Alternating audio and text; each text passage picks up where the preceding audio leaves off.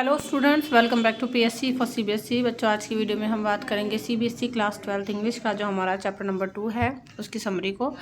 Chapter का नाम है last spring stories of the stolen childhood. तो इसके 2 पार्ट्स हैं, दोनों ही पार्ट की समरी आपको जो है यहाँ पर देखने को मिलेगी। वीडियो को लास्ट तक देखें, स्किप ना करें। एंड इससे प्रीवियस वीडियो में मैं लास्ट लेसन भी आपके साथ शेयर कर चुकी हूँ, द लास्ट लेसन, जिसकी summary plus important question answers के लिंक आपको डिस्क्रिप्शन बॉक्स में मेंशन है।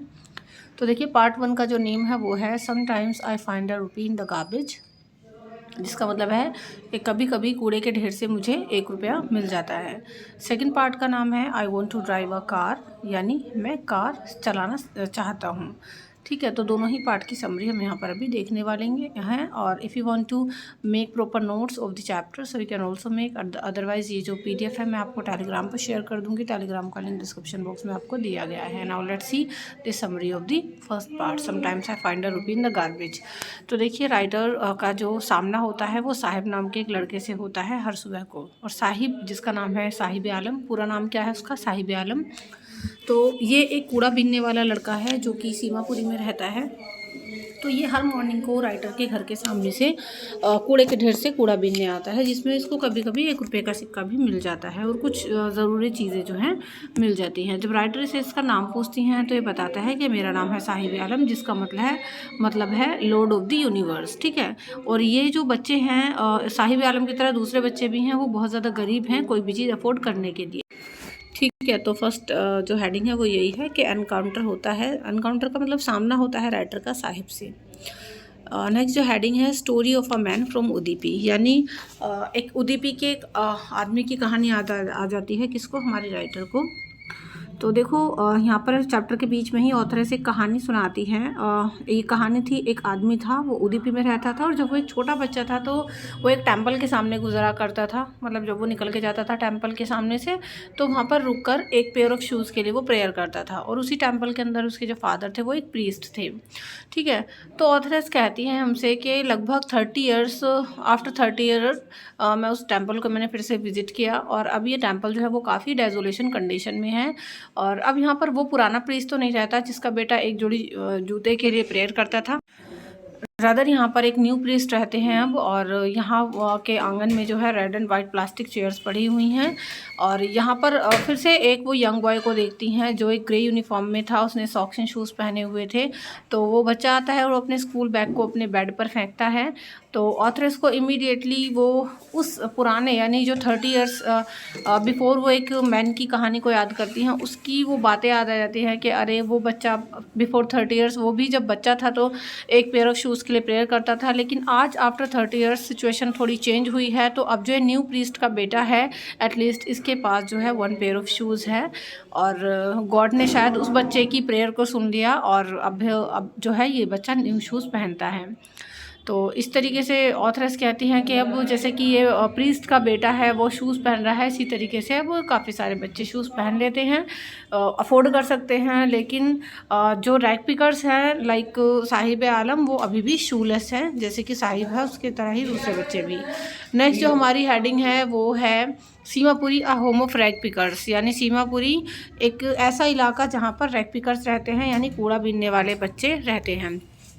तो सीमापुर एक ऐसी जगह है जो पेरीफेरी ऑफ दिल्ली, मतलब दिल्ली का ही एक हिस्सा है, लेकिन फिर भी लगता नहीं है, दिल्ली से कोसों दूर लगता है क्योंकि इसकी कंडीशन काफ़ी ख़राब है। Most of the rag pickers जो है वो यहाँ पर रहते हैं, और वो जो है बांग्लादेश से आए हुए लोग हैं। ये लोग यहाँ पर ऑक्यूपाइड कर रखा है इन्होंने अनऑथोराइज्ड लैंड्स को, जैसे कि साहिब की फैमिली है। तो ये जिन घरों में रहते हैं वो जो है उनकी छतें जो है वो टीन एंड टारपुलिन की बनी हुई हैं, और इन्हें ठीक से पानी की व्यवस्था भी नहीं है, नालियों का भी ठीक से यहाँ पर, रनिंग वाटर की भी यहाँ पर अरेंजमेंट नहीं है। तो काफ़ी बुरी कंडीशन में लोग रहते हैं। And more than 10,000 rag pickers जो है वो यहाँ पर काफ़ी लंबे टाइम से, लगभग मोर देन 30 ईयर्स से ये लोग यहाँ पर रह रहे हैं without any identity. But in लोगों को राशन कार्ड्स प्रोवाइड कर दिए गए हैं ताकि इन लोगों का नाम वोटर लिस्ट में आ जाए। और क्योंकि फूड इन लोगों के लिए ज़्यादा इंपॉर्टेंट होता है सर्वाइवल के लिए, ना कि कोई आइडेंटिटी, तो इनके लिए राशन कार्ड से इनको फूड मिल जाना वो ज़्यादा इंपॉर्टेंट होता है, ना कि कोई आइडेंटिटी होना। सो इसलिए ये लोग सीमापुरी में रहना प्रेफर करते हैं, क्योंकि जहाँ से लोग माइग्रेट होकर यहाँ आए हैं बांग्लादेश से, वहाँ पर इन लोगों के जो ग्रीन फील्ड्स थे वो स्टोर में बह गए थे। तो वहाँ पर रहने से बेहतर था, वहाँ भूखे मरने से बेहतर था कि लोग यहाँ पर आकर शिफ्ट हो गए। नेक्स्ट हेडिंग है साहिब इन टेनिस शूज़। तो देखो साहिब जो कि एक रैग पिकर है बेचारा, जो अफोर्ड नहीं कर सकता कोई चीज़, सडनली उसको शूज़ मिल जाते हैं।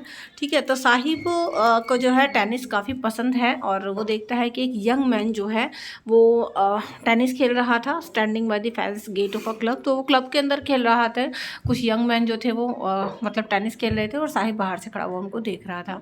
तो साहिब कहता है कि मैं अंदर चला जाता हूँ जब कोई आसपास नहीं होता। जो गेट कीपर है वो उसको स्विंग करने देता है।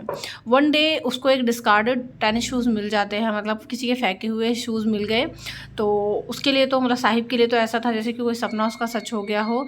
और अब पार्ट के इसके लास्ट में मतलब साहिब एक टी स्टॉल पर काम करता है और वहाँ से उसे 800 रुपीज़ मिल जाते हैं, उसका तीनों टाइम का खाना मिल जाता है।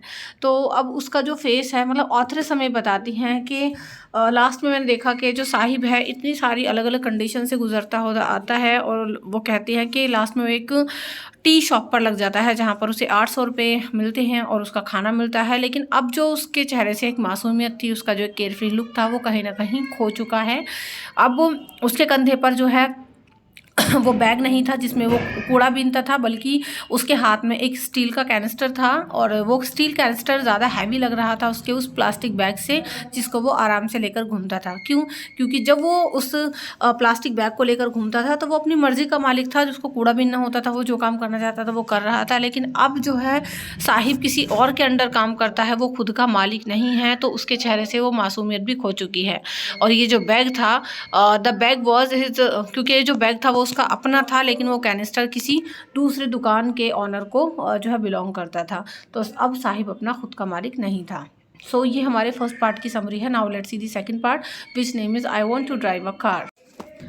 तो I want to drive a car, इसकी समरी हम लोग देख लेते हैं। इसमें जो मेन कैरेक्टर है वो है मुकेश। तो ऑथर हमें बताती हैं कि वो मुकेश नाम के एक लड़के से मिली और उसकी कंडीशन भी कुछ ऐसे ही थी जैसे कि साहिब की। मतलब बेसिकली इस चैप्टर में उन्होंने दो ऐसे बच्चों की कहानियाँ हमारे साथ शेयर की हैं जो अपना बचपन जो है वो कहीं ना कहीं खो चुके हैं, मतलब लॉस्ट स्प्रिंग है ना, उनका बचपन खो गया है, जैसे कि खोया वसंत इस चैप्टर का नेम है। तो मुकेश अपना खुद का मालिक बनना चाहता है। ऑथरेस कहती हैं कि मुझे एक दूसरे लड़के से मिलने का चांस मिला जिसका नाम था मुकेश, जो कि ये इंसिस्ट करता है कि उसे खुद का मालिक बनना है। वो एक मोटर मैकेनिक बनना चाहता था और वो रहता है फिरोज़ाबाद की धूल भरी गलियों में वो रहता है। और फिरोज़ाबाद आई थिंक आप सभी ने सुना होगा कि फेमस है अपनी बैंगल्स के लिए, बैंगल मेकिंग के लिए। हर दूसरे परिवार में यहाँ पर फिरोज़ाबाद के अंदर बैंगल मेकिंग का काम होता है। और फिरोज़ाबाद जो है इंडिया का ग्लास ब्लोइंग इंडस्ट्री सेंटर है ये, और यहाँ पर लगभग कई जनरेशन से परिवार लगे हुए हैं बैंगल मेकिंग का काम करने में, और मुकेश की फैमिली भी उन्हीं में से एक है। नेक्स्ट हेडिंग है children work in glass furnaces and their living condition. मतलब जो बच्चे हैं यहाँ पर वो लगातार भट्टियों के सामने काम करते हैं और उनकी लिविंग कंडीशन वो जो है वो काफ़ी मिजरेबल है। अबाउट 20,000 चिल्ड्रन जो है वो ग्लास फर्नेसेस के आगे काम करते हैं हाई टेम्परेचर्स में, without air and without light. और उनकी जो लिविंग कंडीशंस हैं वो बहुत ही पिटेबल है, मतलब उन पे दया आ जाएगी देख के, इतनी कंडीशन उनकी ख़राब है। The family of Mukesh, Mukesh के परिवार के बारे में जान लेते हैं। मुकेश का जो हाउस है वो एक हाफ बिल्ट शेक की तरह है, मतलब आधी अधूरी बनाई हुई अभी झोपड़ी सी है उसका घर अभी बन रहा है। और it's one of part is thatched with dead grass, और इसके घर का एक हिस्सा जो है वो डेड ग्रास से बना हुआ है, मतलब छप्पर पड़ा हुआ है, होती है ना वो सूखी पत्तियाँ सी, सूखी घास जो होती है उससे उससे मतलब छप्पर डला हुआ है। और उसके घर में एक तरफ क्या था कि फायरवुड स्टोव, यानी जो लकड़ी का चूल्हा होता है उस पर जो है एक बड़ा सा बर्तन चढ़ा हुआ था और उसमें स्पिनच लीव्स यानी जो पालक की पत्तियां हैं वो उबल रही थी। मुकेश के फादर जो है वो एक इम्पोरिश्ड बैंगल मेकर थे और उनकी जो कंडीशन थी वो अच्छी नहीं थी, और उनकी कंडीशन ऐसी नहीं थी, पोजीशन उनकी ऐसी नहीं थी कि वो अपने दोनों बेटों को कभी स्कूल भेज पाते। तो इसलिए जो उनको काम आता था बैंगल मेकिंग का, वही काम उन्होंने अपने बेटों को सिखाया। एक मुकेश था, एक और उसका भाई था, और भाई की वाइफ भी थी। चलिए, स्ट्रॉन्ग बिलीव इन वंस कर्म। तो देखिए यहाँ के फिरोज़ाबाद के लोगों को काफ़ी बिलीव है अपने कर्मा में। तो ये लोग कहते हैं कि कर्मा जैसा हम लोग करते हैं वही हमें मिलता है। मुकेश की ग्रैंड मदर कहती हैं इट इज़ हिज कर्म, his destiny who has watched her own husband go blind with the dust from the polishing the glass of bangles. तो मुकेश की दादी कहती हैं कि उसका कर्म है उसकी डेस्टिनी है। और मुकेश की दादी ने अपने खुद के हस्बैंड को अंधा होते हुए देखा था from the dust from the polishing glass of bangles, क्योंकि पूरी ज़िंदगी उनके हस्बैंड ने उनकी आंखों के सामने ही जो है बैंगल मेकिंग का काम किया था, तो उसकी धूल से उनकी आंखों की रोशनी चली जाती गई। They can not give up God given lineage, और वो कहते हैं कि भगवान के लिखे को हम नहीं मिटा सकते। और वो कहते हैं कि हम लोग ना बैंगल मेकर की कास्ट में बॉर्न हुए हैं और हमने सिवाय चूड़ियाँ बनाने के और कोई काम नहीं देखा है। और जितने भी फैमिली हैं यहाँ पर, जितने फैमिली मेम्बर्स हैं फिरोज़ाबाद में, वो सब जो है छोटी छोटी झोपड़ियों में रहते हैं, साथ में बैठते हैं और जो है weld pieces of colour glass into circles of bangles. और वो लोग जो है जो पीस होते हैं बैंगल्स के, कलरफुल जो बैंगल्स होती हैं उनको, उनके पीसीस को इस तरीके से वेल्ड करते हैं, मिलाते हैं और इस तरीके से बैंगल मेकिंग का काम करते हैं। उनकी जो आइज़ हैं वो ज़्यादा सेट हो गई हैं डार्कनेस से, मतलब उनकी आंखों को ना उजाले की इतनी आदत नहीं है जितना कि वो लोग डार्कनेस में रहते हैं, तो बाहर की रोशनी से उन्हें इतना कोई वो नहीं पड़ता है।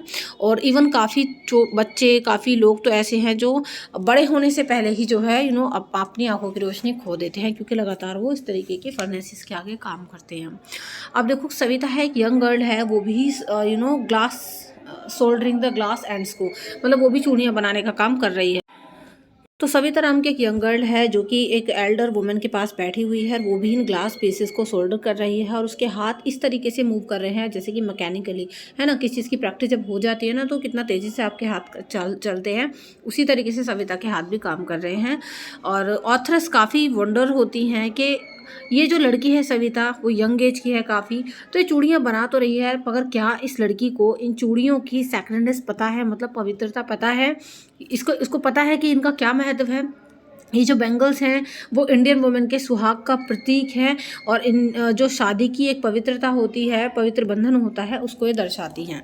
तो इसको शायद ये नहीं पता है, लेकिन बस मैकेनिकली ये लड़की इस काम को करती जा रही है।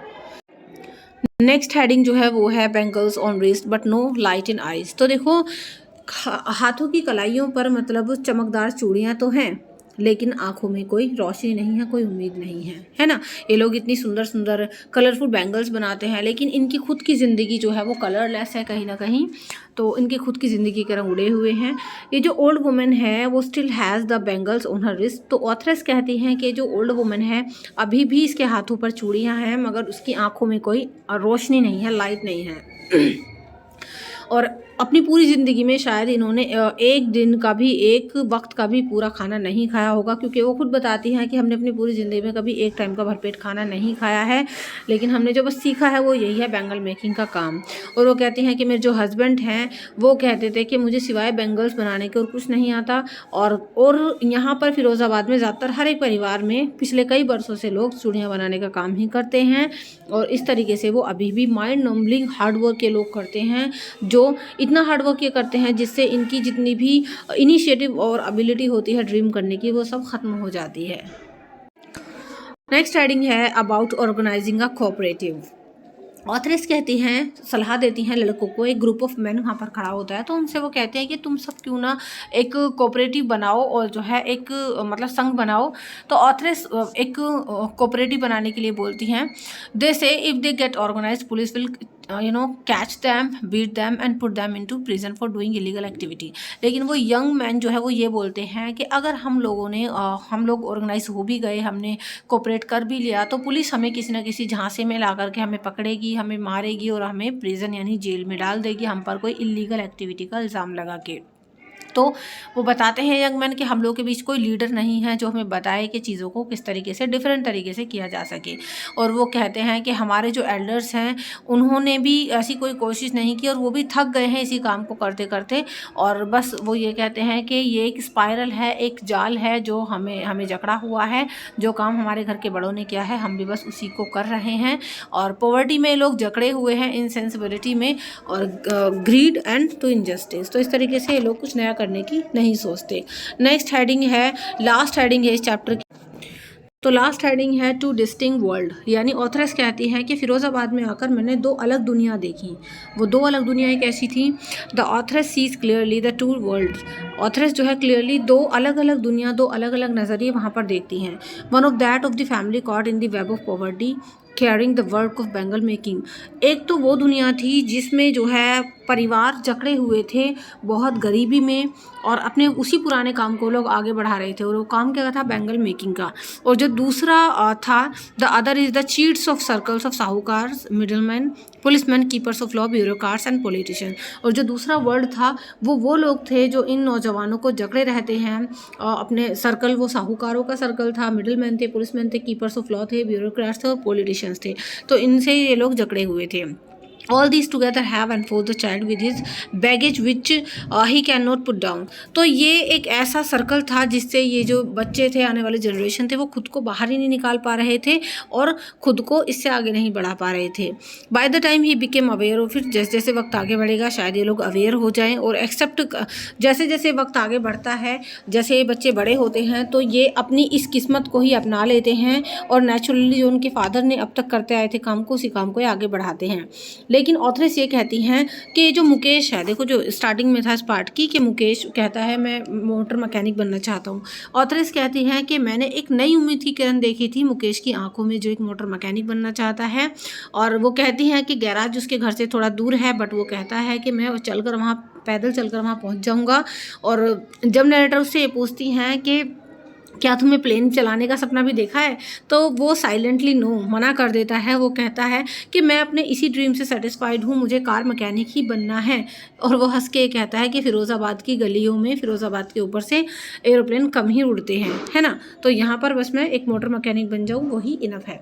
तो इस तरीके से ये दोनों के दोनों जो पार्ट हैं वो मैंने आपके साथ डिस्कस किए हुए हैं, कर दिए हैं। आई होप आपको समरी अच्छे समझ में आ गई होगी। वीडियो पसंद आई हो तो लाइक शेयर ज़रूर करें, चैनल को सब्सक्राइब करें। एंड इससे प्रीवियस जो वीडियो है उसका लिंक आपको डिस्क्रिप्शन बॉक्स में मिल जाएगा, और ये पीडीएफ में टेलीग्राम पर शेयर कर दूंगी।